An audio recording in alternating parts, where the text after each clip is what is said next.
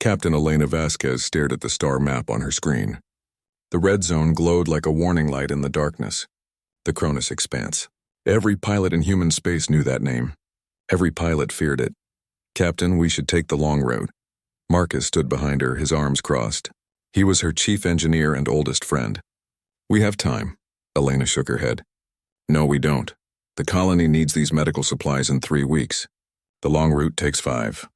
The short route goes through the graveyard," Marcus said. His voice was quiet but firm.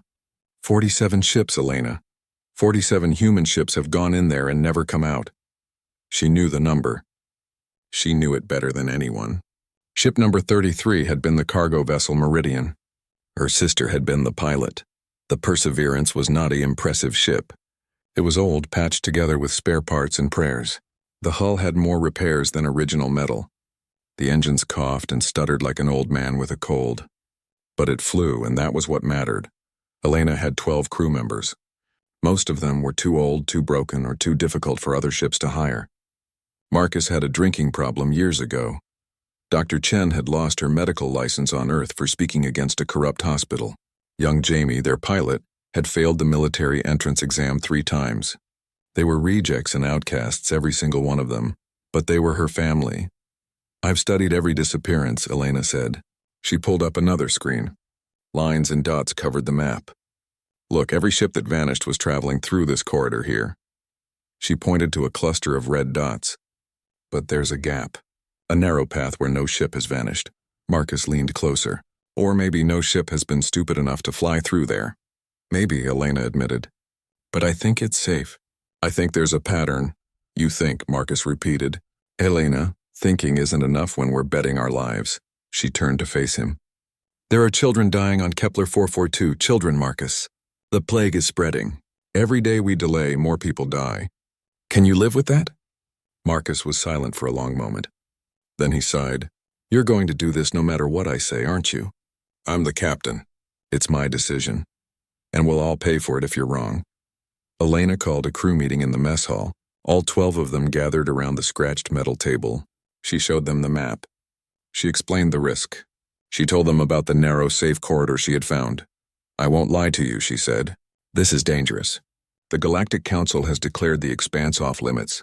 47 ships have vanished there. But I believe we can make it through."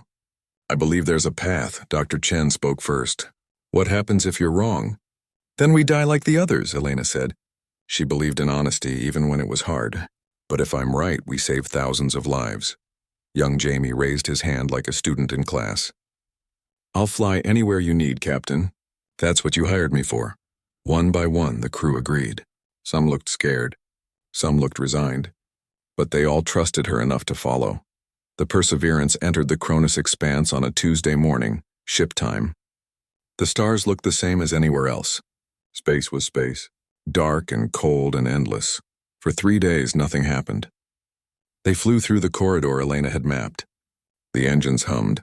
The life support systems wheezed but worked. The crew played cards and told jokes and tried not to think about the 47 ghost ships. Elena slept poorly. Every time she closed her eyes, she saw her sister's face. Maria had been younger by 2 years. She had been braver, funnier, better at everything. She had died in this empty place, and Elena didn't even know how or why. On the 4th day, everything changed. Elena was on the bridge when it happened. Marcus was checking the engine readouts. Jamie was at the pilot station. The sensors showed nothing unusual. Empty space in every direction. Then every screen in the ship turned white. "What the hell?" Marcus jumped back from his console. Every computer, every display, every system showed the same thing. White light, blinding and pure. Then words appeared, not on one screen but on all of them at once. In the engine room. In the crew quarters. In the medical bay. Everywhere. "Identify yourselves." The message was in perfect English. Human standard text, simple and clear. "Captain?" Jamie's voice shook. "What do we do?" Elena's mouth was dry. She had read the reports. She had studied every detail of the lost ships. 14 of them had sent out emergency transmissions before they vanished. All 14 had received this exact message. All 14 had responded with their ship identification codes. All 14 had disappeared within an hour of responding. "Pull up the database," Elena ordered. "Find every ship that received this message." Marcus worked fast, his fingers flying over the controls. 14 ships. All of them answered with standard ID protocols. All of them vanished. What about the ones that didn't answer? Elena asked. 6 ships detected the message but tried to run without responding. Marcus's face went pale. They were destroyed immediately. Sensor logs show they just stopped existing. No explosion, no debris, just gone. So responding meant a slow death. Not responding meant instant death. Elena felt her heart pounding in her chest. The message appeared again, flashing on every screen. "Identify yourselves, we have to answer," Dr. Chen said over the intercom. She had come up to the bridge. "If we run, we die instantly. At least answering gives us time." "Time to die slowly," Marcus muttered. Elena stared at the message. 47 ships. 47 crews. Her sister had been on one of them. Had Maria seen these words? Had she been afraid? What would Maria do? Her sister had never followed rules. Maria had always questioned everything, challenged everyone. She drove their parents crazy. She got into trouble at the academy, but she had been a brilliant pilot because she thought differently than others. Elena's hand moved to the communication controls. Her fingers hovered over the button that would send a response. "Captain," Jamie whispered, "what are you going to do?" Elena thought about the 14 ships that had answered with their identification codes. Standard protocol. Follow the rules. Give them what they ask for. All dead. She thought about the 6 ships that had tried to run. Panic. Fear. All dead instantly. What if there was a third option? What if the key was not in following the rules or breaking them, but in changing the game entirely? Her finger touched the button. The crew held their breath. Elena had made her decision, but would it be enough to save them? Or would the Perseverance become ship number 48 in the graveyard of the Cronus Expanse? The communication channel opened, and Elena prepared to answer the message that had killed so many before her. Elena pressed the communication button. Her crew watched in silence. Every eye was on her. Every breath was held. She did not send their ship identification. She did not follow protocol. Instead, she spoke 3 simple words into the microphone. "Who's asking?"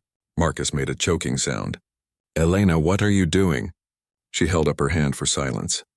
The white screens flickered. The message disappeared. For a moment, nothing happened. The Perseverance drifted in the darkness, waiting. Then the stars vanished. Something enormous appeared in front of them. It was bigger than a city, bigger than an asteroid. It was a structure of impossible geometry, made of materials that seemed to shift between solid and liquid. Lights pulsed across its surface in patterns that hurt to look at. "Sensors are going crazy," Jamie said. His voice was high with panic. "That thing is... I can't even measure it. It's too big. The computer keeps giving error messages." "All stop," Elena commanded. "Cut engines. Let's not make any aggressive moves." The massive structure hung in space before them. The Perseverance was a tiny insect next to a mountain. A new message appeared on the screens. This time the text was different. "You responded differently than the others." "Why?" Elena took a breath. Her hands were shaking, but she kept her voice steady. "Because the others are dead." Following their example seemed like a bad idea. Another pause. Then new words appeared. "You are correct. We are the Velen Collective. We have observed your species for 143 of your years. We have tested 47 of your vessels, all failed." "Tested?" Marcus said. "You murdered them." "That's not a test, that's a massacre. They were eliminated because they posed potential threats to galactic stability." Elena felt anger rising in her chest. "My sister was on one of those ships. She was carrying food supplies to a colony. She was no threat to anyone. Your sister's vessel responded with deception. They claimed to be a diplomatic ship when they were not. Deception is a threat indicator. She was trying to survive," Elena said through gritted teeth. "Any living thing lies when it's cornered. Yes, this is what puzzles us about your species. You are individually weak. You possess minimal natural defenses, yet you demonstrate aggression beyond your capacity. You employ deception regularly. By all rational measures, you should be classified as dangerous. But you didn't destroy us immediately," Elena said. "Why?" "You asked a question instead of providing an answer. You demonstrated defiance, while acknowledging your inferior position. This is a new response pattern. We require more data. More screens flickered to life throughout the ship. The Velans were accessing everything.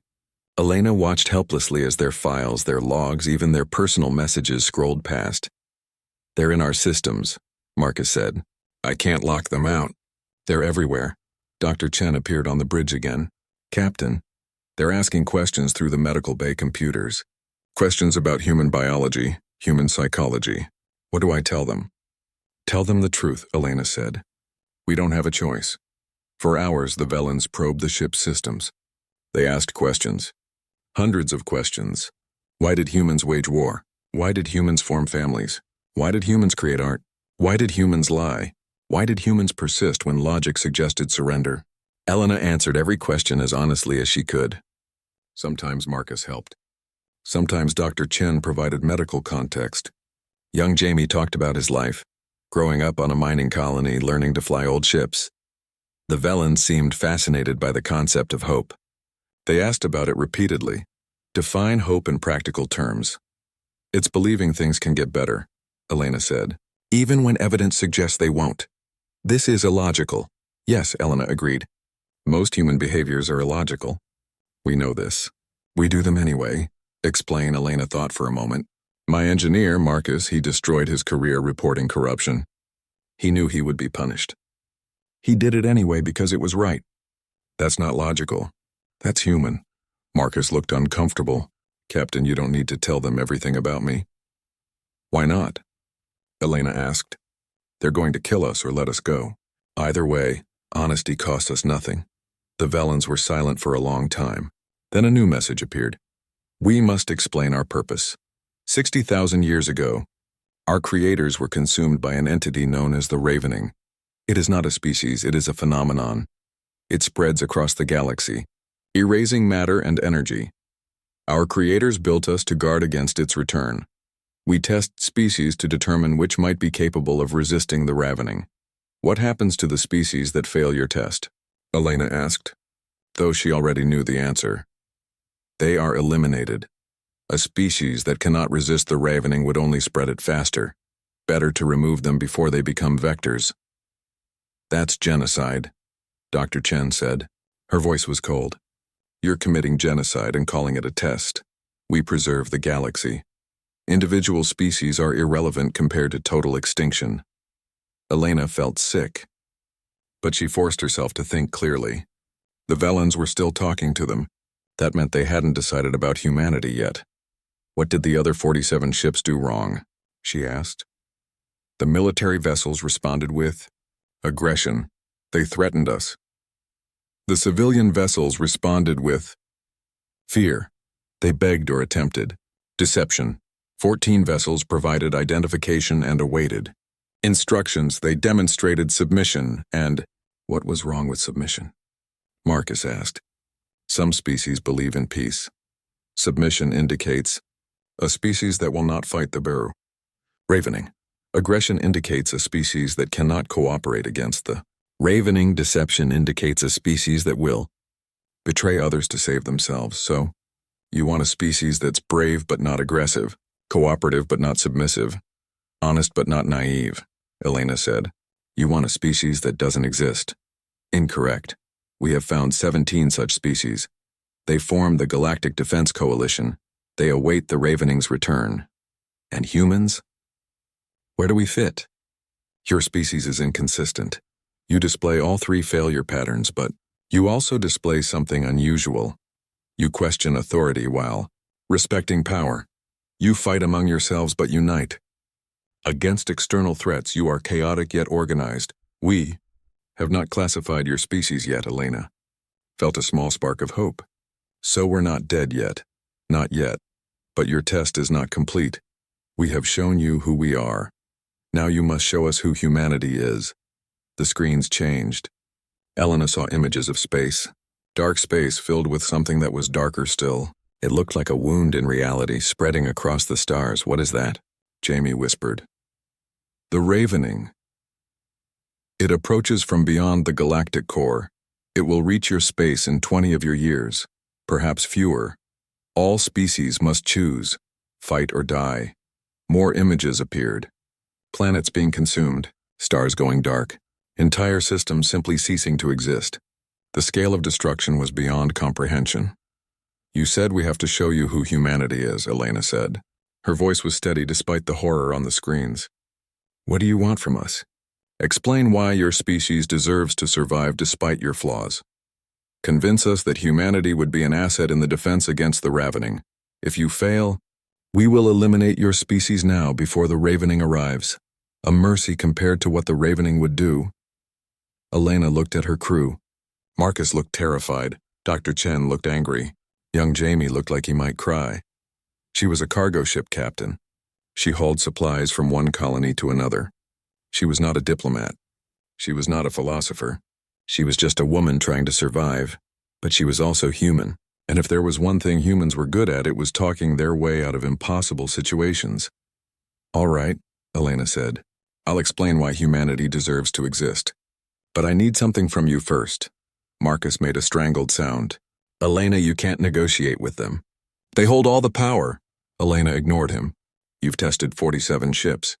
You've judged us based on moments of fear and desperation. That's not fair. You want to know who humans really are? Then give me time to show you properly. The pause was longer this time. Elena could almost feel the Velans thinking, analyzing, considering. Acceptable. You have 12 of your hours. Convince us or be eliminated. The countdown appeared on every screen. 12 hours to save the human race. Elena stood in the center of the bridge. The countdown clock showed 11 hours and 53 minutes. 11 hours to defend the entire human race. She had never felt so small. What are you going to tell them? Dr. Chen asked. The truth, Elena said. It's all we have. She activated the communication channel. Velans, you want to know why humans deserve to exist. I can't give you a clean answer. I can't tell you we're peaceful because we're not. I can't tell you we're perfect because we're very far from perfect. But I can tell you stories. Real stories about real people. That's what humanity is. Stories. Proceed. Elena took a breath. My engineer, Marcus. He worked for a major corporation 20 years ago. They were dumping toxic waste into water supplies on 3 colonies. Marcus discovered it. He knew if he reported it, he would lose his job, his pension, everything. He reported it anyway. The corporation destroyed his career. They spread lies about him. Made sure no one would hire him. But because of Marcus, they had to clean up the water. He saved thousands of lives and lost everything. Marcus shifted uncomfortably. Captain. It's true, Elena said firmly. She turned back to the screens. That's a human. Someone who sacrifices himself for strangers, she pointed to Dr. Chen. My medical officer. She was a top surgeon on Earth, rich, respected, successful. Then her hospital started performing unnecessary surgeries to make more money. They were cutting into healthy people for profit. Dr. Chen spoke out. The hospital revoked her medical license. They destroyed her reputation. She could never practice on Earth again. But she saved people from being mutilated for money. Dr. Chen nodded slowly. I would do it again. Elena continued. My pilot, Jamie, he's 22 years old. His parents disappeared in the Cronus Expanse 5 years ago.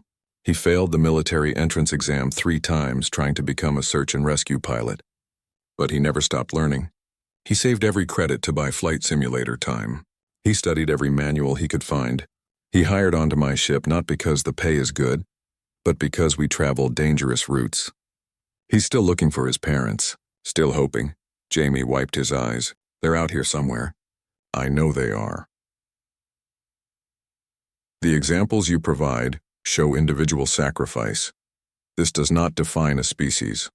All species have individuals who act against self-interest, but how many species make it a pattern? Elena challenged. How many species write stories about their heroes and teach their children to be like them? Humans don't just have individuals who sacrifice. We celebrate sacrifice.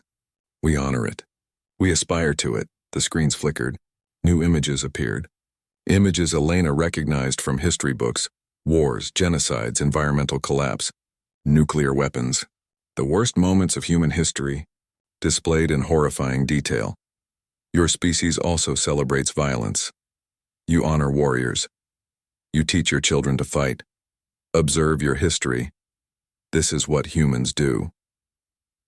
Elena felt anger rising, but she forced it down. Yes, that's also what we do. I'm not going to deny it. Humans have committed terrible crimes. We've destroyed our own planets. We've killed each other over resources, over beliefs, over fear. Then you admit your species is dangerous. Yes, Elena said. We're dangerous. But we're dangerous to ourselves first. We hurt ourselves before we hurt others, and then we spend centuries trying to fix what we broke. Explain. Elena walked to the main screen. She gestured at the images of war and destruction. Look at these images. Really look.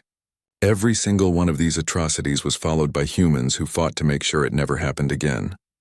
After World War II, humans created the United Nations. After the nuclear attacks, humans created weapons treaties. After we poisoned Earth, humans created environmental protection laws. We fail, and then we fight to prevent the next failure. Many species learn from mistakes. But do they learn while they're still making them? Elena challenged. During every war, there are humans working for peace. During every environmental disaster, there are humans trying to stop it. We don't wait until after the catastrophe. We fight against our own darkness while we're still in the middle of it. She pulled up files from the ship's database. Look at this. Human history is full of people who stood against their own governments, their own societies. Abolitionists who fought slavery. Protesters who opposed unjust wars. Scientists who warned about climate change. We don't just fix our mistakes after they happen. We have people who try to stop the mistakes while they're happening, even when everyone tells them they're wrong. Even when they're punished for it. The Velans were silent. Elena pressed on. You said you found 17 species worthy of joining your coalition. I bet every single one of them is more peaceful than humans. More rational. More unified. But I'll bet something else too. I bet none of them have our history of fighting against themselves. Correct. The coalition species achieved stability through logic and cooperation. They evolved beyond internal conflict. Exactly, Elena said. They evolved beyond it. They left it behind. But humans? We carry our conflict with us. We're still fighting ourselves. We're still arguing about right and wrong. We're still making mistakes. But that means we're still trying. We haven't given up on becoming better. She paced the bridge, her mind racing. You know what I think? I think your peaceful, logical species will fight your ravening with strategy and technology. They'll do it the smart way, the efficient way, and maybe that will work. But if it doesn't, if logic and strategy fail, those species won't have a backup plan. They won't know how to fight dirty, how to survive when everything is falling apart. But humans, Marcus added quietly, we've been fighting chaos our whole history. We're good at it. Interesting. You argue that your flaws are advantages. Not advantages, Elena corrected. Resources. You want species that can fight the ravening? Then you need species that understand how to fight when the rules don't work anymore. Species that can adapt, improvise, survive against impossible odds. That's what humans do. We're survivors, not because we're strong or smart, but because we're too stubborn to quit. She thought about her sister. About Maria flying into the expanse knowing it was dangerous. My sister came through this space knowing people had disappeared here. She came anyway because a colony needed supplies. That's humanity. We fly into danger because someone somewhere needs help. The screens changed again. This time they showed something different. The dark void Elena had seen before. The ravening. But this time, the image was moving, expanding, consuming. Entire star systems. Your words are compelling, but words are not proof. The ravening does not care about philosophy. It only consumes. Can humanity actually fight this threat? Or do you merely speak well? Elena felt her stomach drop. What are you saying? You have defended your species with words, now you must defend it with actions. We have 3 observation posts in this region. Ravening. Scouts will arrive at their coordinates in 4 of your hours and protect those posts. And we will accept humanity into the coalition. Fail. And your species will be eliminated before the ravening arrives. Scouts? Marcus said. You mean the ravening is already here? Scouts precede the main force by several years. They are smaller, but still capable of destroying planetary systems. We have eliminated dozens in this region. 3 more approach. Stop them. We're a cargo ship, Jamie said. We have basic defensive weapons. That's it. We can't fight something that destroys planets. We will provide basic weapons technology. You must determine how to use. Ait, this is your test. Prove that humans can unite against existential threat. Prove that your chaos can become focused when necessary. New systems activated throughout the ship. Weapons Elena didn't recognize. Sensors beyond anything human technology had created. Power sources that shouldn't have been possible. This is insane, Dr. Chen said. We're 12 people on an old freighter. You want us to save 3 of your posts from world-destroying monsters? Yes, Elena looked at her crew. They looked terrified. They had every right to be. This was impossible. This was suicide, but it was also the only chance humanity had. All right, Elena said. We'll do it. But I need to understand what we're fighting. Show us everything you know about the Ravening Scouts. Their capabilities, their weaknesses, everything. We will provide data. But understand this. Captain Vasquez, most species fail this test. They try to fight with logic. They try to fight with bravery. Both fail. The Ravening does not follow your physics. It does not respond to conventional warfare. You must find a new answer. And if we die trying, then humanity dies with you. Your species will never know the Ravening was coming. We will ensure it is quick and painless. Elena looked at the countdown clock. 3 hours and 47 minutes until the Ravening Scouts arrived. 3 hours to save the human race. The crew gathered in the mess hall while Marcus studied the Velen weapons data. Elena had ordered a meeting. They had 3 hours and 20 minutes left. They needed a plan. This is what we know, Elena said. She displayed images on the wall screen. The Ravening Scouts are not ships. They're not alive in any way we understand. They're more like holes in reality. They move through space by erasing what's in front of them and appearing where they want to be. How do you fight something like that? Jamie asked. The Velens have been fighting them for 60,000 years, Dr. Chen said. She was reading from a datapad. Their weapons work by stabilizing reality. They create zones where the normal laws of physics are reinforced. The Ravening Scouts can't phase through those zones. Marcus looked up from his console. The problem is power. The Velen weapons they gave us are incredible, but they drain energy fast. We can maintain a stable reality zone for maybe 20 minutes. Then our reactor will overload. 20 minutes per post? Elena asked. 20 minutes total, Marcus said grimly. We get one shot at this. If we use up our power defending one post, we have nothing left for the others. Silence filled the room. The math was simple and brutal. They could save one post, maybe, but not 3. What if we don't fight them directly? Jamie suggested. What if we run? Lead them away from the posts? They don't chase things, Dr. Chen said. According to this data, they move toward concentrations of matter and energy. Planets, stars, space stations. They're drawn to them like moths to light. They'll ignore our ship and go straight for the posts. Can we evacuate the posts? Someone asked. Elena shook her head. The Velen said these are observation posts. They're automated. No crew to evacuate. They exist to monitor this region and warn about ravening activity. So we have to fight, Marcus said. And we don't have enough power to win. Elena stared at the countdown clock. 3 hours and 4 minutes. She thought about everything the Velens had said. They had tested thousands of species. Most tried to fight with logic and strategy. Those approaches failed. The ravening didn't follow normal rules. What would humans do that other species wouldn't? Show me our cargo manifest, Elena said suddenly. Marcus pulled it up. Medical supplies for the Kepler 442 colony. Antibiotics, vaccines, surgical equipment. Quantum medical scanners. Why? The quantum scanners, Elena said. What do they do? Dr. Chen answered. They use quantum field manipulation to diagnose diseases at the cellular level.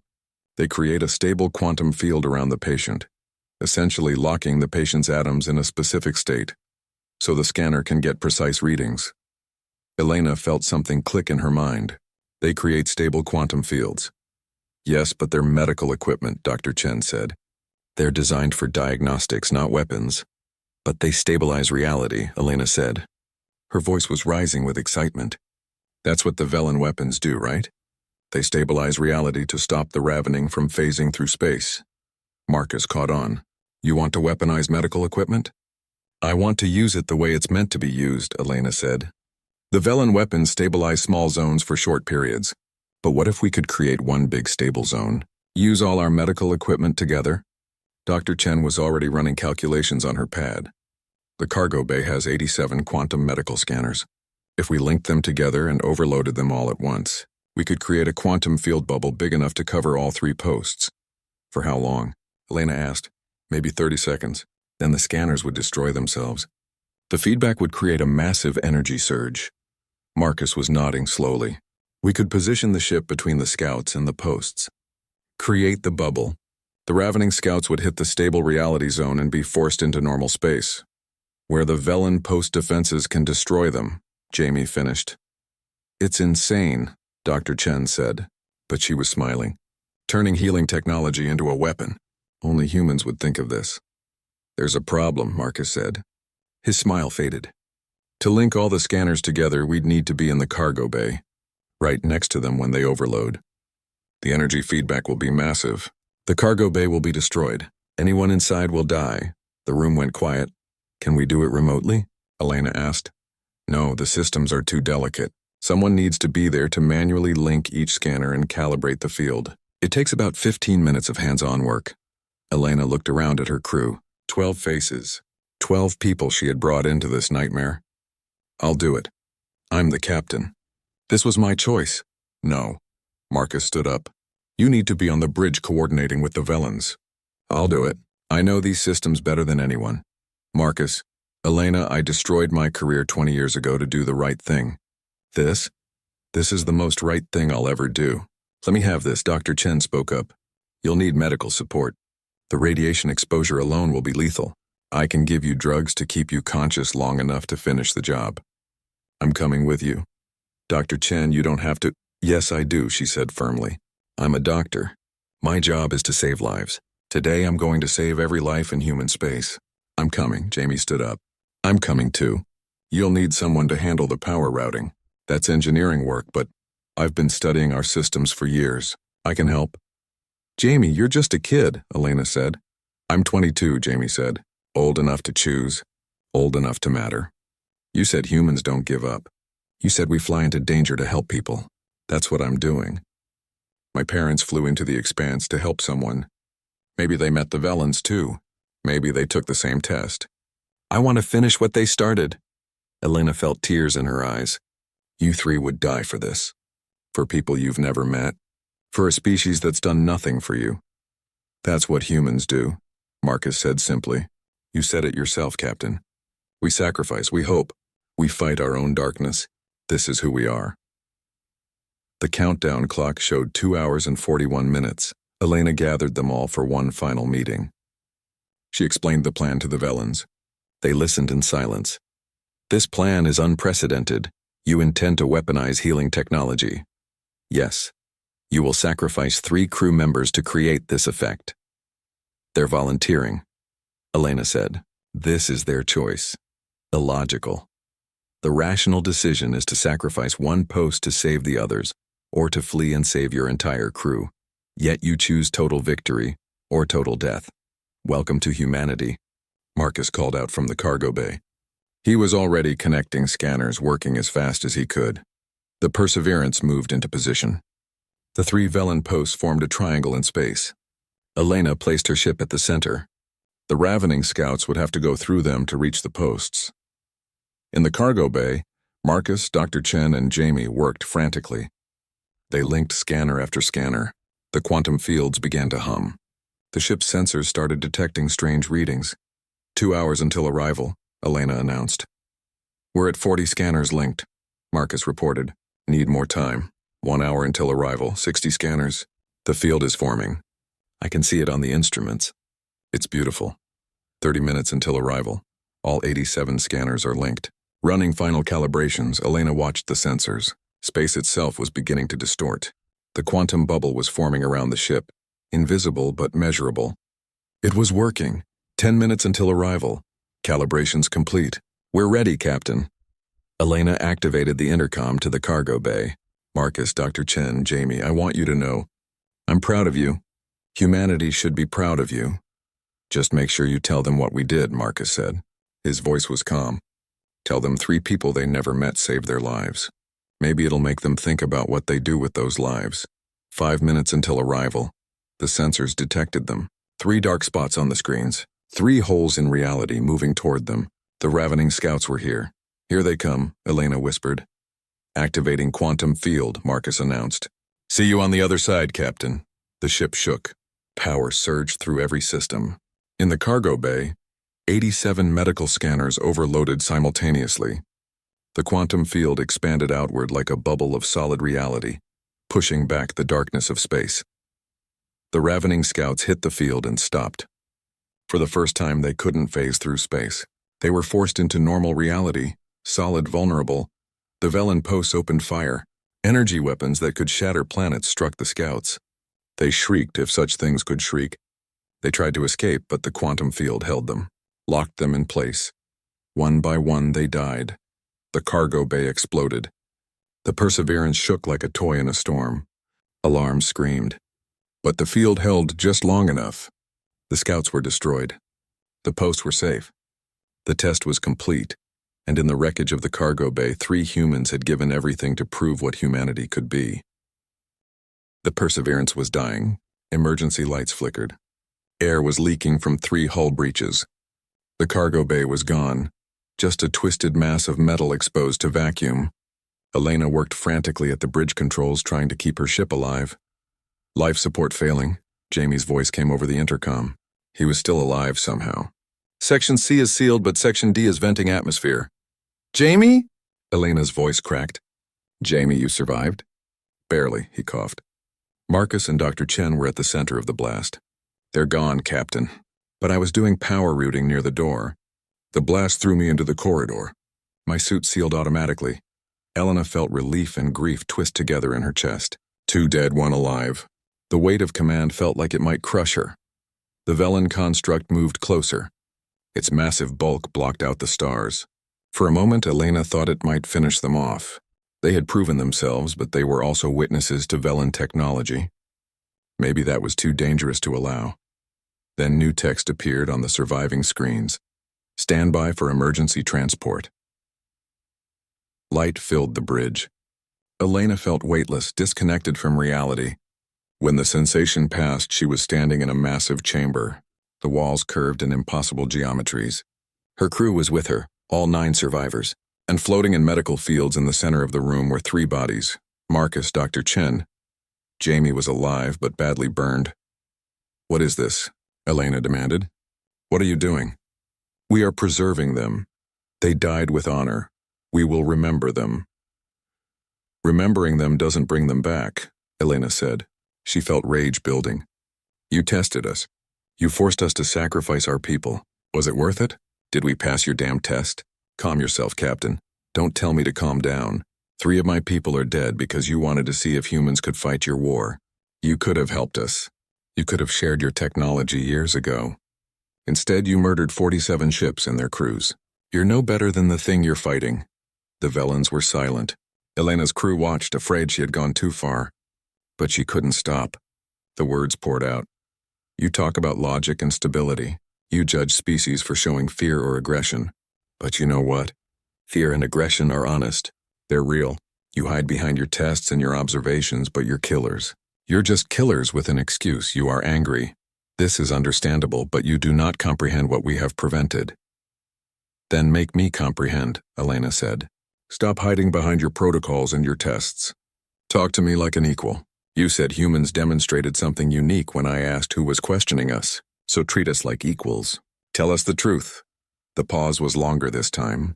Elena could almost feel the vast intelligence considering her words. Very well. The truth. When the Ravening first arrived in our creator's space, we were unprepared. Our creators were a species of peace and logic. They had no weapons, no military, no concept of existential war. They tried to communicate with the Ravening. They tried to understand it.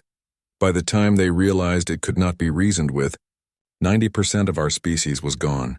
The screens showed images. A species Elena had never seen. Tall, graceful beings with too many limbs. Their cities were works of art. Their science was beautiful. And then the darkness came. The images showed the Ravening consuming everything. The desperate flight. The last stands. The extinction. Our creators built us with their final resources. They gave us one purpose: ensure no other species suffers as they did. For 60,000 years, We have tested species. We have found 17 worthy of preservation.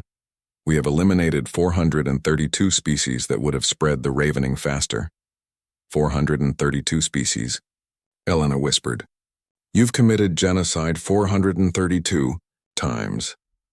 We have saved the galaxy 432 times. Species too passive to fight would be consumed and their resources would feed the ravening. Species too aggressive would fight each other instead of uniting. Species prone to deception would betray the coalition at critical moments. We eliminate weakness before it can spread. And humans? What did we prove? We have never seen a species weaponize their own survival tools. We have never seen a crew volunteer for certain death with no hesitation. We have never seen a captain challenge us after proving their worth. You are unique. Your species is chaotic, illogical, self-destructive. But when united against an existential threat, you become something else. You become unstoppable. Elena felt no triumph. At what cost? 3 of my people are dead. 47 ships before us are dead. How many humans died because you were testing us? Approximately 812 humans have died in our tests. In 20 years, the ravening will kill all 8 billion humans in your space if you are unprepared. We sacrificed hundreds to save billions. This is logic. That's not logic, Elena said quietly. That's just math. You forgot something in your calculations. Those 812 people weren't numbers. They were individuals. They had families, dreams, futures. My sister was number 300 and something in your count. She had a son. He's 13 now. He grew up without a mother because you were testing humanity. We understand your anger. But the alternative was to allow your species to face the ravening unprepared. You would all die. Instead, you now have 20 years to prepare because of Captain Vasquez and her crew. Humanity will survive. Will we? Elena challenged. You've given us 20 years. But 20 years to do what? We're one ship, one crew, one test. How does that save 8 billion people? It begins with you. You will return to human space with proof of our existence. You will carry Velen technology. You will share what you have learned. Your governments will unite. Your militaries will prepare. Your scientists will study our weapons. In 20 years, humanity will be ready. And if we're not, if humans do what humans do best and fight among ourselves instead, then you will die. But you will die as a species that tried. That is more than most achieve. Elena looked at the bodies of Marcus and Dr. Chen, preserved in the medical fields. They had died believing they were saving humanity. She couldn't let that sacrifice be meaningless. I want conditions, Elena said. If humanity is joining your coalition, then we negotiate as equals. You are in no position to negotiate. Yes, I am, Elena said. You need us. You said it yourself. We're unique. We bring something your other species don't have. That means we have value. That means we get a say. The Velens considered this. What are your conditions? First, you release all information about the 47 lost ships. Their crews get proper burials. Their families get answers. Second, you treat humanity as full members of the coalition. Not subjects, not students, equals. Third, you share everything about the ravening. Not just what you think we can handle, everything. These conditions are acceptable. In return, humanity must commit fully to the defense. All human resources, all human colonies, all human governments must unite against the ravening. Can you guarantee this? No, Elena admitted. I can't guarantee anything. I'm just a cargo ship captain. I have no authority over governments or militaries. But I can guarantee I'll try. I'll spend the next 20 years making sure every human knows what's coming and what's at stake. Then you will need a new title. As of this moment, you are Admiral Elena Vasquez, commander of the Joint Human Coalition Fleet. You will coordinate humanity's defense preparation. Don't want to be an admiral. You do not have a choice. You answered our hail. You spoke for your species. You proved humanity's worth. You will lead them. Elena looked at her surviving crew. 8 faces looking to her for guidance. She thought about Marcus, who had sacrificed his career for others. Dr. Chen, who had lost everything standing up for what was right. Jamie, who had nearly died trying to finish what his parents started. She thought about her sister Maria somewhere in this graveyard, never knowing her death meant something. All right, Elena said. I'll do it. But not because you command it. Because Marcus and Dr. Chen died believing they were saving humanity, I'm going to make sure they were right. 6 months later, the Cronus Expanse looked different. Where once there had been only empty space and death, now there was a massive station. The Joint Human Coalition Defense Academy. Ships from a dozen species orbited it. Human ships, Phelan ships, ships from the 17 species of the Coalition. A monument stood at the center of the station, 47 names carved in crystal. 47 ships that had died in the graveyard. At the top, 3 names were highlighted: Marcus Chen, Dr. Sarah Chen, and below them, a note. The crew that proved humanity's worth. The Perseverance itself had been rebuilt, not as a cargo ship but as a museum. People toured it, walked its corridors, stood in the reconstructed cargo bay where 3 humans had changed the fate of their species. Admiral Elena Vasquez stood in her office, looking out at the stars. 20 years. That was all the time humanity had. 20 years to prepare for an enemy that had destroyed countless civilizations, but she had learned something from the Velans. She had learned that humans were at their best when facing impossible odds. They were survivors. They were fighters. They were too stubborn to give up. She opened her final log entry. Admiral's log, Joint Human Coalition Fleet. 6 months since first contact with the Velan Collective.